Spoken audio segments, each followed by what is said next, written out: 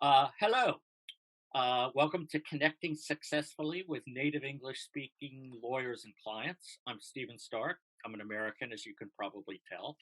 And what we're going to spend our time doing over the next couple of sessions is trying to help those for whom English is not their native language or primary language write better when they're moving into legal English. And it's a tough thing to do.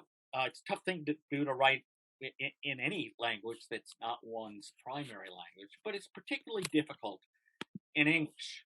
And it's difficult for a couple of reasons, and that's what we're going to concentrate on first. By the way, I should mention there is an outline to follow if you want, but I wouldn't necessarily recommend that. Just it's sort of there for background afterwards to remind yourself of some things we've done. And there's also a couple of readings, which I'll mention when they're relevant as we go along, but you don't need to have done them in advance before we talk here.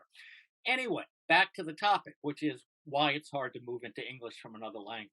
First of all, English is a very difficult language to master because a lot of its rules aren't really rules, they're presumptions, often rebuttable presumptions. And therefore, the flexibility of English, and we're going to learn later why English has this flexibility, makes it difficult to master.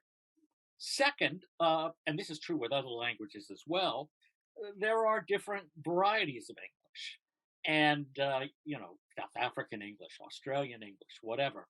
Uh, but one needs to know the differences between the two major types of English, and those are, because they're the most frequently used, American English and British English.